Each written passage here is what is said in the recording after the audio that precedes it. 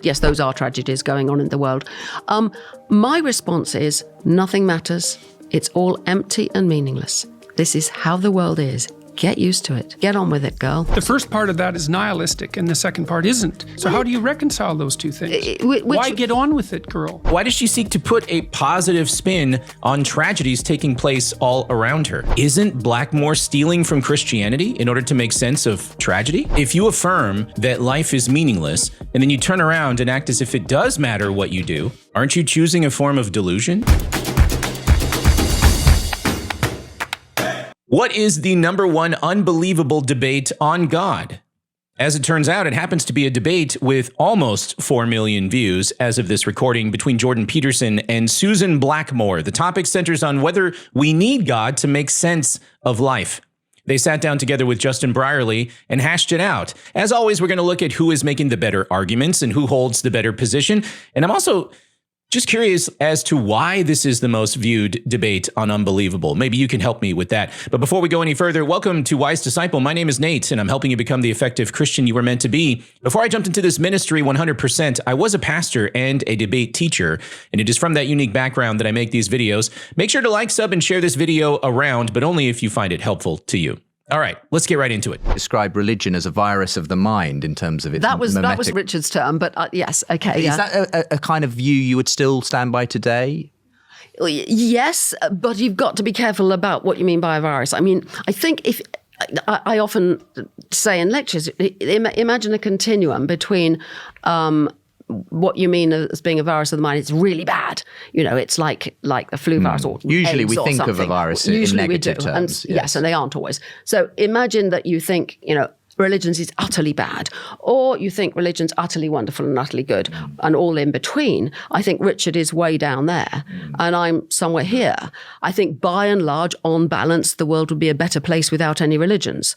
But the religions would not thrive if they didn't have within them things which are positive. I mean, we know at a personal level, at a society level, the worst societies are more religious. At a personal level, there's evidence that people are happier and they have better social connections and so on if they're religious. So I don't think we would be stuck with these horrible memes if it weren't for the fact that they also have some good qualities.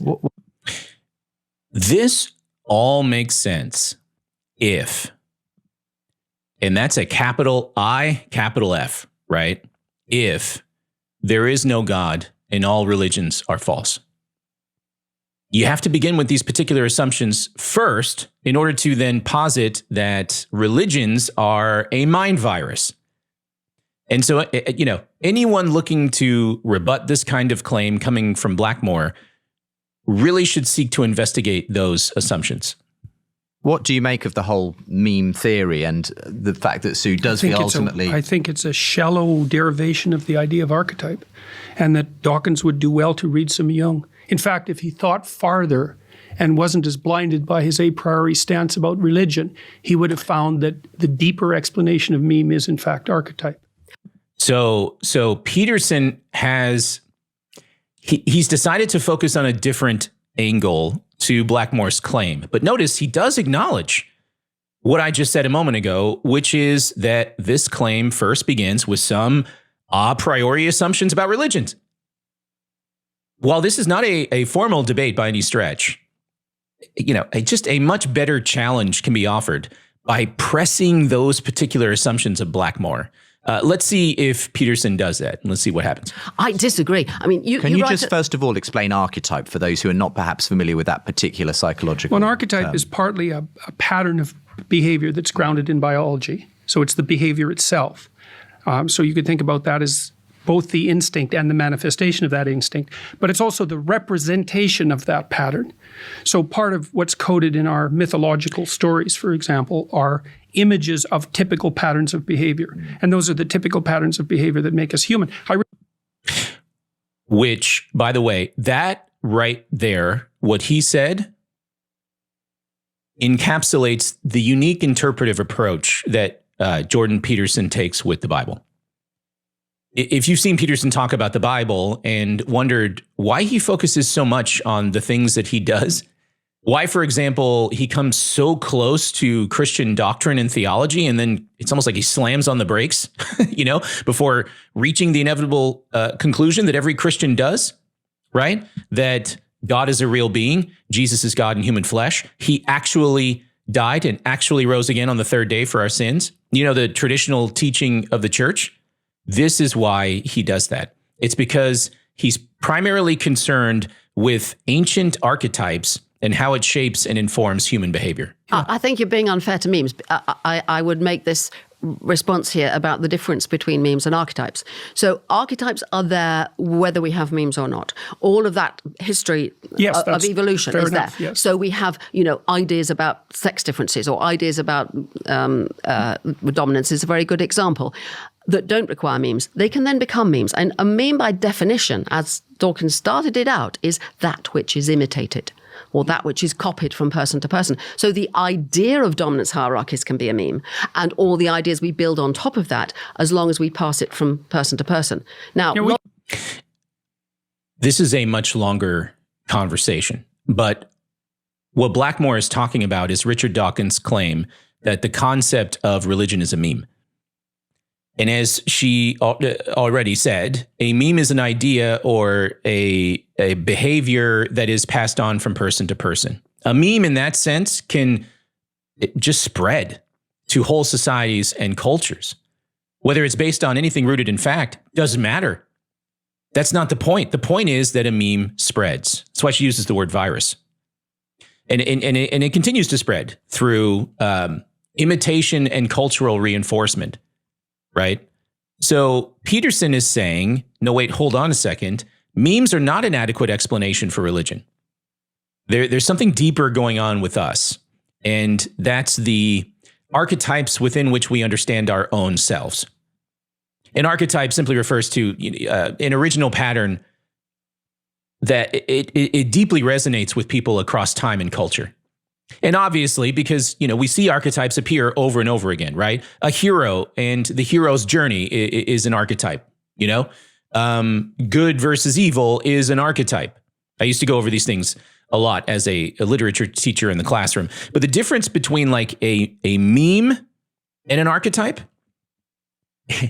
it's like the difference between a copy of a document and the original document. And I think the point here, or at least I hope this is going to get explored, is let's talk about the true nature of religion.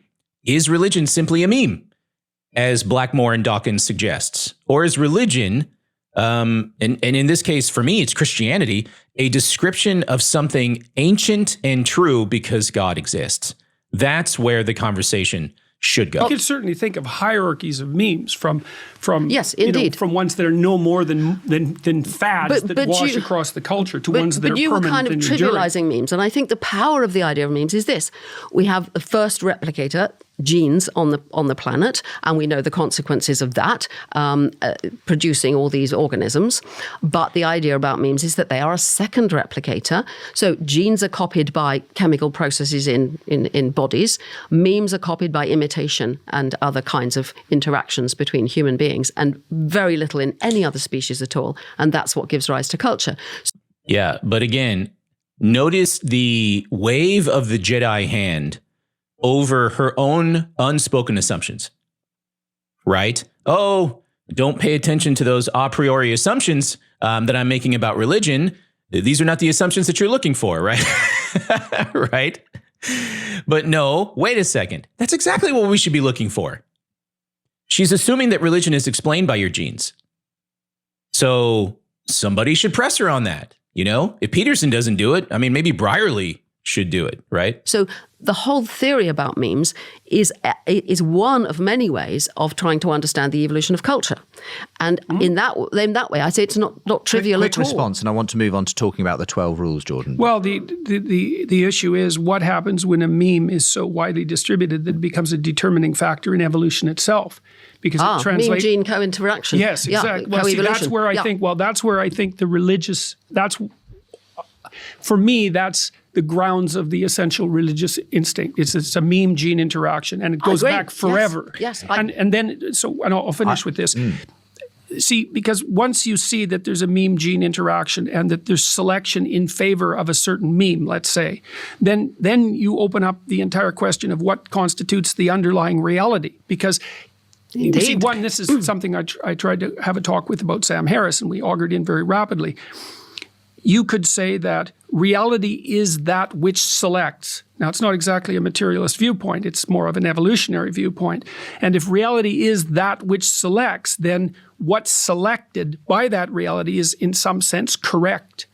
Now, that's not, well, this is why Yeah, you're adding on. That's a big claim you're adding on I now. know it's a big claim. I understand it's a big claim, but it's also the central claim of pragmatism. Let's move it on. Hey, lost the thread, right? Lost the thread here. Okay. He had a chance to push back on the unjustified assumptions about religion and ended up actually finding a point of affirmation instead with Blackmore. Remember, the question is right there. Do we need God to make sense of life? And what are they talking about? Genes as the ultimate source of our understanding. Genes out of which arises memes and archetypes, right? In maybe not necessarily in that order. This is where Peterson took off his boxing glove to like shake Blackmore's hand. Like he should have kept his glove on. You know what I mean? All that leads me to gratitude for all that we have. I mean, I recognize that. I recognize that nothing to do with any religious basis at all. I recognize that I could not come on the train here, have a really interesting discussion, meet Justin again, have a nice glass of cool water, without a load of other people doing it for me. That gratitude, which is one of the things that you quite rightly put into your book, it gives good place to it, and it's very important. That doesn't come from anything religious, unless you say because I was brought up a Christian, it came from there. But I don't base it on that anymore. What? That doesn't come from anywhere unless you say it came from my religious upbringing, in which case I would say, well, it doesn't come from that anymore. Is that what she just said? I mean, which is it? Does gratitude originally come from a God who designed humans to express these emotions towards specific objects? Or does it originally come from some gene? What do you think it comes from? I think it comes from a recognition that I've done a lot of meditation. I've meditated every day for 30 years, and I think this has something to do with it. But it's observing the inner consequences of different ways of confronting the world. And I'm much more in recent years in the habit of waking up in the morning, even if it's raining in January in England, and looking out and going, oh, and it's a feeling of gratitude, not gratitude towards God or towards anybody or anything, just free-floating gratitude. That seems to have... What is gratitude that is not directed in anything? What does that even mean? How can you even do that? I mean, think about that. Try to use the word grateful in a sentence. What's the next word that comes to mind after grateful? Isn't it for? Right? I mean, you see what I mean? Like, what are you grateful for? That's because gratitude is directed at an object that is ultimately good. I mean, whether that's people or things or ultimately God, who is the one behind all things. To be grateful for something suggests that there is something objectively good that has been given to you. But you see how already we're heading down the path, even to simply saying those things and acknowledging them, we're heading down the path towards objective moral terms, which culminates in a transcendent God who is the standard for objective morality. I hope somebody's going to point this out. Have a positive consequence. I set the day up better, and it's kind of self-perpetuating. It pops up again and again. Do you think you can just have gratitude in general, or must gratitude always be given towards something and ultimately God? That's a good question. That goes back to our discussion about acting things out. Like, gratitude is something you feel towards something. And you can say, well, I don't feel it towards anything in particular. And I would say, all right, well, the diffuse nothing that you feel it towards serves in your psychological hierarchy as your equivalent of God. No. What? Let me hear that again. Well, the diffuse nothing that you feel it towards serves in your psychological hierarchy as your equivalent of God. I don't even know what he's trying to say. Look, this conversation has lots of potential, and I have a lot of respect for Jordan Peterson. But I think he somehow got invited to take a seat that is probably better filled by someone like John Lennox or William Lane Craig. You know, it just seems like Peterson's got too many things in common with Carl Jung that he can't give proper pushback here to Blackmore. I don't know. That's my take so far. How do you think it's going? Let me know in the comments. We are actually about to hit the most rewatched moment of the #1 unbelievable debate on God. Let's see what happens. No, but it's gratitude. You know, this morning, for example, I looked out and it was so green. We've had frosts and it's been white the last few days, and it was green this morning. And it was just gratitude to the universe, if you like. It's not really God because it's not a creator. It's not anything I can pray to. I know. Why feel gratitude towards it? I then? don't know, but I find That's it. fine. I know that you tackle in this book that happiness is not an ultimate good, and I struggle it's this just right. not an ultimate goal. Oh, okay, I didn't say it wasn't an ultimate All good. right, okay. There's a big difference yes, between you're those right, things. You're right. You picked me up correctly on that. Nevertheless, we are happiness-seeking creatures, and I have found through practice and growing older that acting gratitude, thinking gratitude, feeling gratitude makes me happier and seems to kind of rub off on other people. So ginning up emotion because it gives you some kind of evolutionary advantage, that doesn't cheapen gratitude for her. You know what I mean? Like, imagine a lonely person going out to the store and buying a cake, buying some balloons, and buying presents, and then going home, decorating the whole house for this birthday party, and then sitting alone, just eating the cake and unwrapping presents that they wrap for themselves. And then just trying to like gin up this emotion, calling up the emotion of gratitude because they know it actually provides some kind of evolutionary benefit. Does that sound absurd to you? Doesn't that cheapen real gratitude? I don't think we are happiness-seeking creatures, and I think it's a low goal. Not because there's something wrong with being happy, because, thank God if you get to be happy now and then. But I don't think that that's what we seek. I think we seek a meaning that's deep enough to sustain us through tragedy. And that is... And that's Viktor Frankl. Viktor Frankl said that everything we do is explained by our search for meaning. He came up in the time of Freud, Adler, and he actually challenged Freud's approach to psychoanalysis. I mean, Frankl is an amazing character. He actually survived the concentration camps in the Holocaust. But anyway, I think Frankl is right. And it looks like Peterson agrees with Frankl. We are meaning-seeking creatures. But guess what that means for us? If we do not find what we're looking for in our search for meaning, we're going to feel deeply unsatisfied. That's why we need God, ladies and gentlemen. He is not only the source of our existence, he is what we are all ultimately looking for, whether we want to acknowledge it or not. God provides objective meaning in our lives, but many reject this truth and then seek fulfillment in other things that make no sense, like having free-floating gratitude for nothing at all, right? It's way different. Do you know, when I hit tragedy is too strong a word, I think... But when horrible things happen to me, or I feel, or I read some terrible thing going on in the world, yes, those are tragedies going on in the world. My response is, nothing matters. It's all empty and meaningless. This is how the world is. Get used to it. Get on with it, girl. That sounds like a very Zen Buddhist way of dealing. I guess it is. Meaning. Well, it's a paradoxical way, though. It is kind of paradoxical. The first part of that is nihilistic, and the second part isn't. So how do you reconcile those two things? Why get on with it, girl? Because well.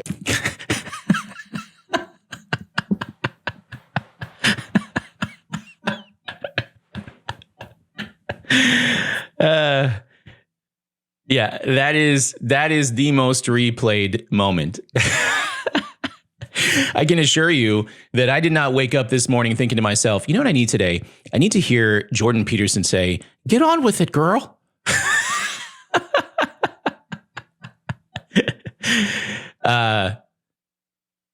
Nevertheless, that right there, what he just asked is the $6 million question. Blackmore lives in two different camps. You know, she lives in a nihilist camp and then like an optimist camp. You know, why does she choose optimism and positivity in light of her nihilism? Why does she seek to put a positive spin on tragedies taking place all around her? Is this not an example of her trying to make meaning out of a meaningless universe, right? And also from our perspective, is this not what a hopeful Christian who trusts God would do? Isn't that what she's acting like? Again, remember, it's right there in the title. The whole point of the discussion is to answer the question, do we need God to make sense of life? Isn't Blackmore stealing from Christianity in order to make sense of tragedy? Here's another thing. I've often done this with my students. Let's suppose you become nihilistic. Nothing matters. There's no point in doing that. I mean, I think we live in a pointless universe. What are you going to do? And I say to them, like William James in his wonderful thing about getting up in the morning, but that's a slightly different point that he makes there. But I say to them, okay, tomorrow morning, when you wake up, think it's all pointless. There's no point in doing anything. Now, what are you going to do? Well, actually, you're going to need to go to the loo. You're going to get out of bed and you're going to go to the bathroom. And when you're there, you'll think, actually, I'm hungry. I think I want to go down to the kitchen. I probably should put my slippers on. Why don't I get dressed? You go and have something to eat. And then you think, I'm bored. And you go to university and go into your lectures. And, we are not creatures who will just not do anything. To me, to go through that process, which I've done in the past a lot, and it's just natural now, is a very positive way of living. To accept the meaningless and ultimate emptiness of everything and accept that this creature here, this thing, this evolved creature just will get on with life. But is that not simply to choose to live as if you are existentially delusional? I'm trying to find a nicer way to say that. I mean, but isn't that what that means? If you affirm that life is meaningless and then you turn around and act as if it does matter what you do, aren't you choosing a form of delusion? I mean, isn't that an unbiased take on what's really going on with folks like Blackmore? Set aside whether you're a Christian or not. I mean, like, isn't that the case? Let's see how Peterson responds and then we'll close. You're not accepting the meaninglessness of it, even by going through those actions that you described. You don't think so? Not at all, how because can you say that? Because you're acting as if those things are meaningful. Yes, I am. I'm right. acting as though those things are meaningful. Are you pretending that they're meaningful? Pardon? Are you pretending that they're meaningful? No, I'm not pretending. I'm my way of putting. No. So then you're deluded. So, right? Like, if you're not pretending on purpose, that means you're deluded. I mean, look, that sounds really harsh. I'm just struggling to find a nicer word to identify what's going on here. I think it would be that those meanings are constructed by myself and others. They're personal and they're because the kind of creatures we are, because of the mean but they're not plexes. constructed. I'd like to hear Hunger Jordan's isn't response to this. constructed. Neither is your desire to use the loo. None of that's constructed. No. But the fact that there is a loo is part of culture. Yeah, well, thank God for that. Yeah. But see, thank God, would you for that? Sorry, that's a poor joke. Well, you see, so imagine this. You have the proximal meanings that you described that are sort of a priori, right? Yep. They're handed to you. You might consider them as needs or drives, although they're not. They're personalities. That's not the right way of conceptualizing them. But then there's the intermingling of all those needs and drives, let's say, and that constitutes a new layer of structure, because it isn't just that you have to eat and that you have to use the washroom and that you have to have something to drink and that you have to be warm enough or cool enough to survive. It's that you have to do all those things at the same time in a situation where you're going to have to propagate that across time, and you're going to have to do it with a bunch of other people. Yeah. And it's always been like that. And so what that means is that out of those proximal meanings, higher meanings arise. And you might say, well, yeah, so he's back on. I don't know what that has to do with God. Look, I think I've seen enough. Okay. Okay, so let me put my debate teacher hat on for a moment. This was not a formal debate.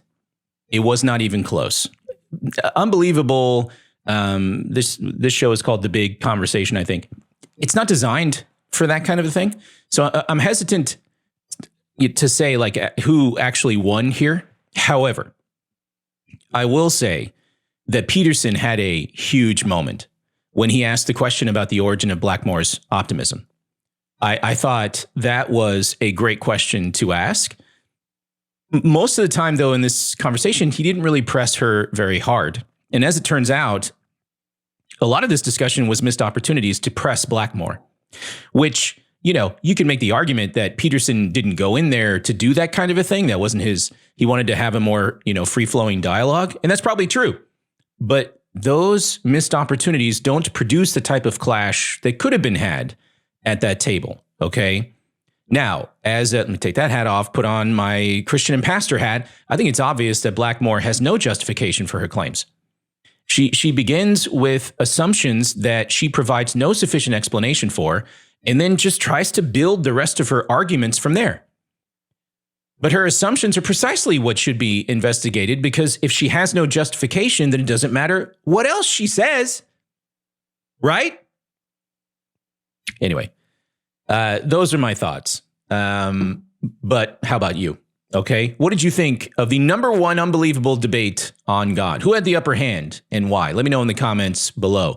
Also, if you are British, why call it a loo? You know what I mean? Like, what is, hey, if this has been helpful to you, you're going to love my Patreon community. Come check it out right now. There's lots of features for you. I run monthly trainings and live streams. You can meet up with me one-on-one. We're studying the Bible together. Go check it out. The link for the Patreon is below. I will return soon with more videos, my friends. But in the meantime, I'll say bye for now.